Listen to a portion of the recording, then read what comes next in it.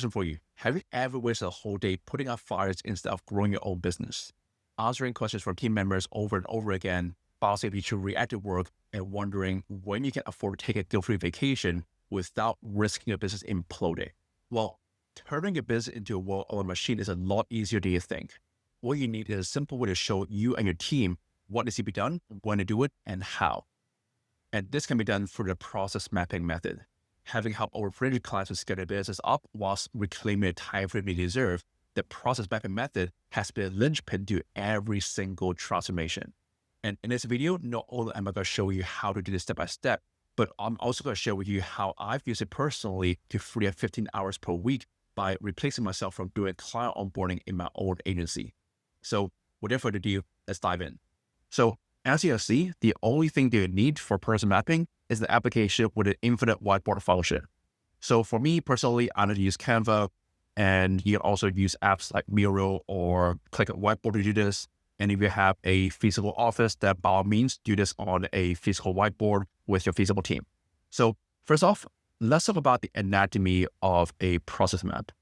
We have the name because everybody needs to know exactly what to call this process map. Next, you want to have a start point. In other words, everybody must know exactly what triggers this process. And then you want to define the endpoint. In other words, you must show everybody a clear picture of what it's done look like. And in between that, you want to also define the steps that need to be taken along the way, alongside with the decisions that need to be made in order for this process to be brought from start point to an endpoint. And as you map this out, you will not have to explain to anybody how to bring a process from start to end ever again. So if you want to follow along and implement this in your business, you can simply get my process mapping template right here, along with some examples in the video description below. So I think the best way for me to explain how process mapping works is to share with you the process map that I created for client onboarding in my own consulting agency.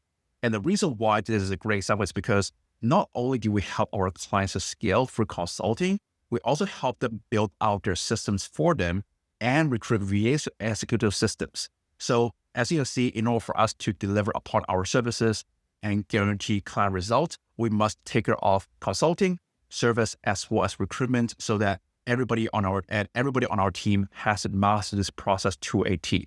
So let's break this down and let's show you how this process map has saved me 15 hours per week personally. So first off, let's talk about the trigger. The trigger is someone pays us. And the next thing that we do here is to notify our account management Slack channel and share the name, email, payment schedule, and the ideal client profile level of my clients.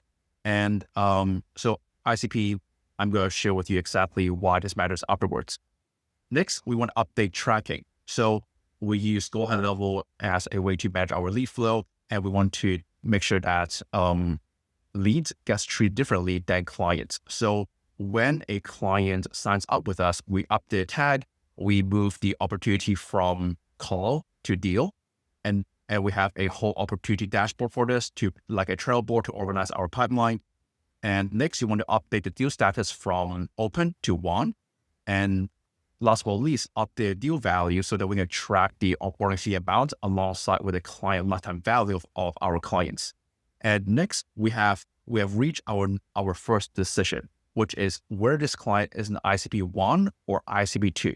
So the reason why this is important is because sometimes clients come to us with a VA team ready, and we are simply work with their VA team to teach them how to implement processes and train the VA teams on behalf of our clients.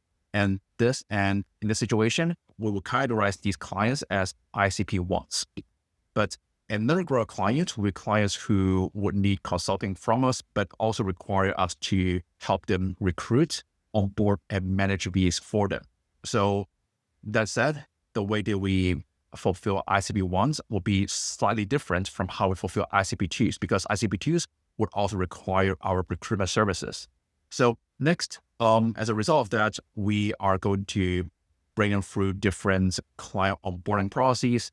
And as a result, we also have created different templates to manage our client onboarding workflows. So what I've done here is that throughout every single step, I've created either a workflow template or an SOP on a Google document to make sure that every single one of my team members know exactly what to do to bring this client through our onboarding steps. So we send them the welcome email with all the onboarding steps on that they need to take to get started in our program. And then we send the client contract to formalize our client agreement in writing. And as you can see, every single step along the way is hyperlinked with a Google Doc. So I'm not sure why this is not showing up, but here it is. So for my team members, as they go through this process map and execute it, they can simply go ahead and refer to the SOPs that will teach them exactly how to execute each step and take care of all of our client deliverables. So as we bring our clients through these onboarding steps, we will then reach the next decision point, which is whether they have confirmed that they have received all of our deliverables. And number two, added in the onboarding quiz, which is very important for me to understand the business fully and proceed with our operational audit. And if they have not confirmed their deliverables and submitted their onboarding quiz, then we have a problem. We cannot just go ahead and bring through the remaining steps. So what we do here is that we have created a branch where if we do not receive the onboarding quiz and have them confirm that their deliverables have been received, then we will be sending follow-up messages to them daily until they respond.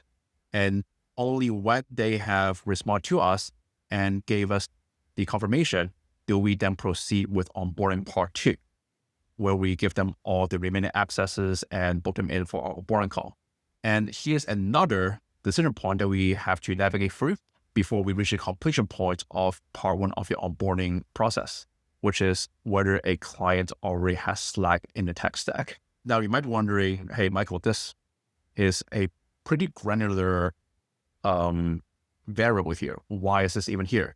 Well, the reason why is because some of our clients, they actually do not want to pay for Slack, even if it only costs them $7 per month.